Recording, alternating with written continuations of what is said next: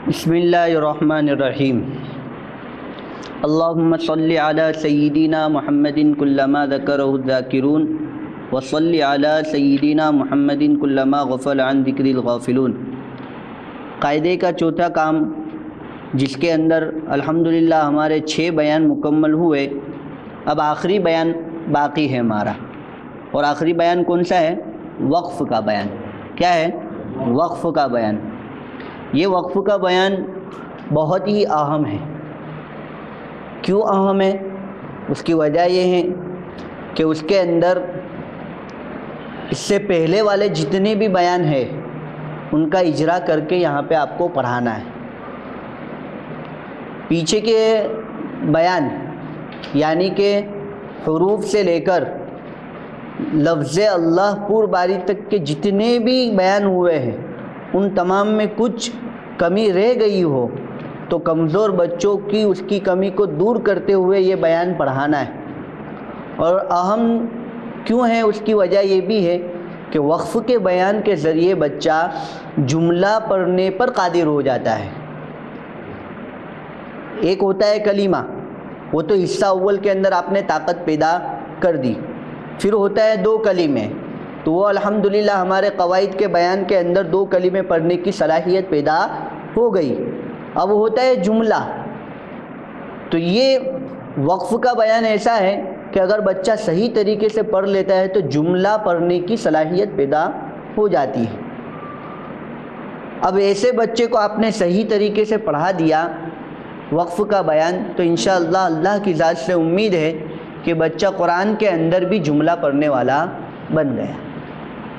तो आपका काम वहाँ पे तरतीब तलाफ़ी और तरतीब इत्तिसाली से नहीं रहा, बल्कि कहाँ से रहा? तरतीब मश्की वक्फ़ी से आप आराम से काम कर सकते अगर वक्फ़ का बयान आपने सही तरीके से पढ़ाया हुआ हो।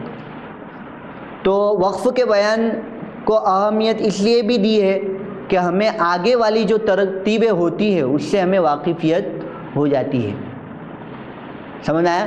पीछे वाले बयानात का इजरा भी होता है और आगे जो तरतीबें आने वाली है कुरान की उससे हमें मुनासबत भी हो जाती है। इसलिए वक्फ़ का बयान बहुत अहम है।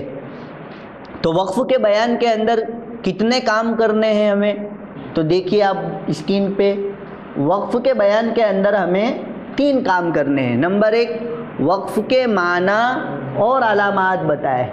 नंबर 2, मश्के अम्तिला तरतीब तलाफ़ी से। देखो यहाँ पे क्या नाम क्या दिया तरतीब का? तरतीब तलाफ़ी। तलाफ़ी का मतलब होता है कि पीछे की जो कमियां रह गई है उनको दूर करना, उसको कहा जाता है तरतीब तलाफ़ी। तो आपको समझा दिया गया कि पीछे के जितने भी बयान हुए उनकी तलाफ़ी करते हुए हमें वक्फ़ का बयान पढ़ाना है। इंशाअल्लाह वो भी देखेंगे आप। और नंबर 3 के ऊपर है कायदे की ताबीर याद करावे। समझ में आया? तो वक्फ़ का बयान बहुत अहम है। क्यों? उसकी वजह यह है कि बच्चा अगर कुरान के अंदर सही वक्फ़ और यादा नहीं करेगा तो कुरान अच्छा नहीं लगता सुनने के एतबार से भी, और गलत भी है।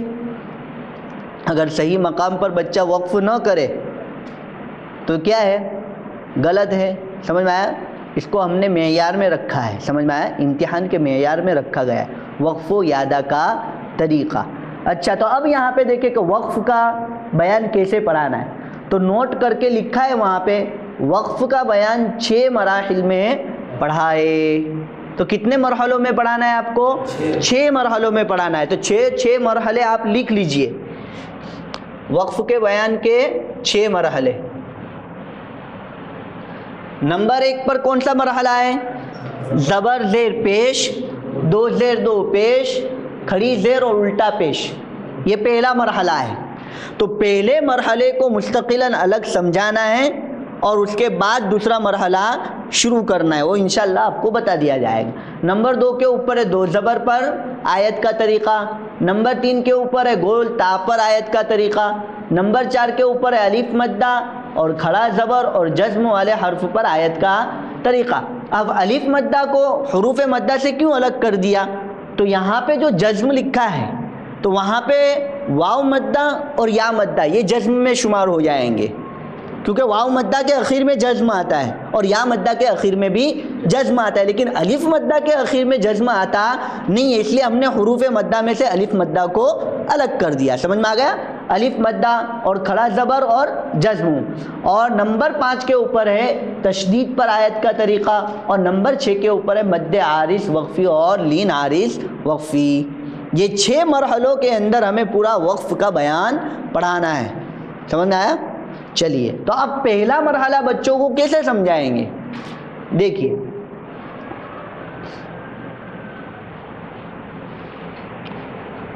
हाँ, पहले बच्चों को हमें क्या करना है, ध्यान रखो, पहला उम्र है हमारा वक्फ के माना और अलामात बताए। तो सबसे पहले बोर्ड के ऊपर हम गोल मिंडा बनाएंगे और बच्चे को कहेंगे चलो बेटा मैंने ये क्या लिखा, मौल साहब गोल मिंडा लिखा। हाँ बेटा, क्या है? गोल मिंडा लिखा है। लेकिन कुरान के अंदर ऐसा गोल आएगा बेटा, आयत आप बीच में करोगे ना, आखिर जहाँ पे आपको रुकना हुआ होगा ना, तो वहाँ पे ये निशानी आएगी। तो इसको हम क्या कहते हैं बेटा? इसका नाम क्या रखेंगे हम? वक्फ। क्या रखेंगे? देखो बेटा, वक्फ के माना क्या होता है पता है? अगर साइकिल लेके तुम गए यहाँ से दुकान पर और बीच में रुक गए, क्या किया तुमने? बीच में रुक गए, तो जो रुकना होता है ना उसको क्या कहते हैं बेटा? वक्फ। क्या कहते हैं? अरबी ज़बान में वक्फ और उर्दू ज़बान में रुकना, ठहरना, पड़ाव डालना। समझ में आए? स्टेशन करना। अगर आप यहाँ से बारडोली की ट्रेन में बैठो और आपको जाना है अहमदाबाद, तो बीच में बड़ौदा आता है ना बेटा, तो वहाँ पे ट्रेन रुकती कि नहीं रुकती? तो ट्रेन रुकेगी ना वहाँ पे थोड़ी देर के लिए, और आप क्या करोगे वहाँ पे? पानी पियोगे, फिर खाना खाओगे। तो ये खाना खाना और वहाँ पे रुकना, आराम करना, उसको क्या कहते हैं हमारी ज़ुबान के अंदर, हमारे मकतब के अंदर क्या कहते हैं बेटा? वक्फ। क्या कहते हैं? और वक्फ के माना है ठहरना, रुकना। समझ में आया? और ये इसकी निशानी है। जैसे बड़ौदा स्टेशन आया तो वहाँ पे क्या लिखा हुआ होता है? बड़ौदा जंक्शन लिखा हुआ होता है कि नहीं होता है बेटा? तो ये तो पता चलेगा कि कौन सा स्टेशन आया। समझ में आ गया? चलिए, तो ये हो गया वक्फ के माना और अलामा। अलामत कि भाई इसको पहचान के आपको रुकना है, और दूसरा कि वक्फ के माना यानी कि ठहरना है। समझ में आ गया? तो ये पहला उम्र हुआ। अब ये बताने के बाद अब हर मरहले को अलग अलग पढ़ाना है। तो हमारा पहला मरहला क्या है? ज़बर, ज़ेर, पेश, दो ज़ेर, दो पेश, खड़ी ज़ेर और उल्टा पेश। देखो बेटा, जिस हरूफ के ऊपर ज़बर, ज़ेर, पेश, दो ज़ेर, दो पेश, खड़ी ज़ेर और उल्टा पेश आवे और वहाँ पे तुमको रुकना हो, आयत करना हो, वक्फ करना हो, तो आपको क्या करने का? इन सातों चीज़ों को जज्म से बदल देने का। क्या करने का बेटा? पहला काम क्या करोगे? जज्म से उसको बदल देने का। और दूसरा काम क्या करोगे? वहाँ पे सांस तोड़ देंगे। क्या करेंगे बेटा? सांस तोड़ देंगे, तो ही तो वक्फ होगा। सांस नहीं तोड़ेगा बच्चा और ऐसे ही रुक के चला गया तो चलेगा नहीं, बल्कि दो काम करने। कौन से दो काम? पहला ये कि यहाँ जिस हरफ के ऊपर वक्फ करना हो आखिर में, उसके ऊपर अगर ये एराब आवे और उसके ऊपर आपको वक्फ करना हो तो क्या करना पड़ेगा? पहला काम उसको जज्म से बदल दो। और दूसरा काम क्या करना है? वहाँ पे आपको रुक जाना है, सांस तोड़ देनी है। समझ में आया? चलो बेटा, आप देखो यहाँ पे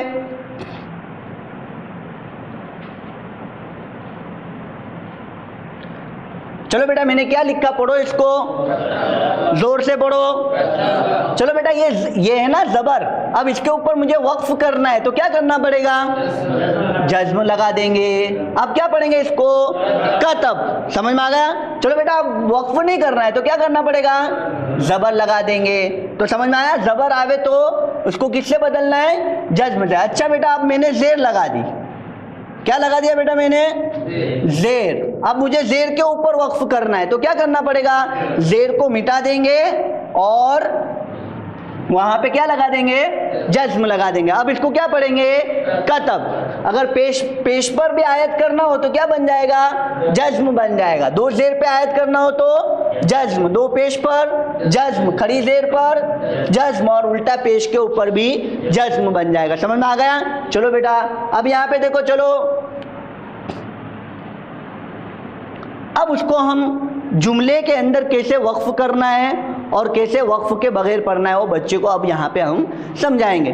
मैंने आपको कहा था कि वक्फ का बयान अहम है, इसलिए कि उसके अंदर तलाफ़ी होती है।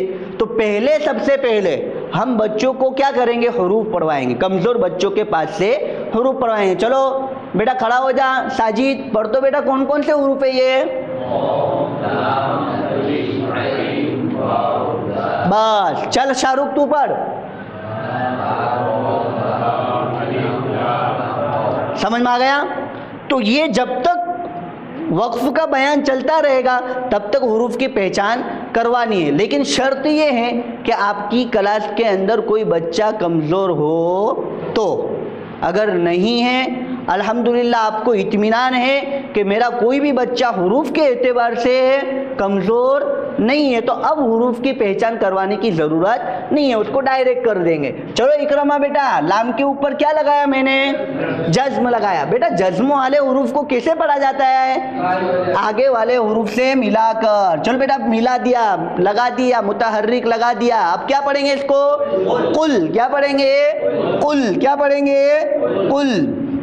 चल तो शाहरुख बेटा, हमजा के ऊपर ज़बर लगे तो क्या पढ़ेंगे, अ। बेटा ये क्या लिखा मैंने, जज्म, तो इसको क्या बोलेंगे, वाव साकिन। अच्छा बेटा वाव साकिन से पहले पेश आवे तो कौन सा कायदा होगा, वाव मद्दा। कैसे पढ़ेंगे इसको बेटा, ओ खींच के पढ़ेंगे, दोनों को मिला के पढ़ो। दाल के ऊपर पेश हो तो अब तीनों को मिला के पढ़ो, अऊदु। चलो बैठ जा बेटा। चल रऊफ, बाकी नीचे जेर है तो क्या पढ़ेंगे, रॉ के ऊपर जबर हो तो रॉ। लेकिन बेटा आगे तो तशदीद वाला हुरूफ है, तो क्या करना पड़ेगा, तशदीद वाले हुरूफ को क्या करना पड़ता है, पीछे वाले हुरूफ से मिला के पढ़ेंगे क्या आगे वाले हुरूफ से मिला के पढ़ेंगे, पीछे वाले हुरूफ से मिला के पढ़ेंगे। तो बेटा कैसे पढ़ेंगे इसको, और तशदीद वाले हुरूफ को कितनी मरतबा पढ़ा जाता है, 2 मरतबा। चलो पढ़ो इसको 2 मरतबा, रब्बी। अब दोनों को मिला के पढ़ो, बी रब्बी। पढ़ो जोर से।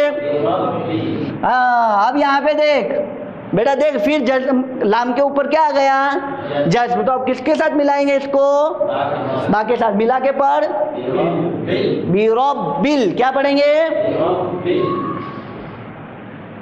अब फा के ऊपर जबर हो तो क्या पढ़ेंगे, फ। लाम के ऊपर जबर हो तो ल। दोनों को मिला के पढ़, कौफ के नीचे जेर हो तो क्या पढ़ेंगे, की। अच्छा आप पूरा पढ़ो, यहाँ से बा से लेकर कौफ तक पढ़ो।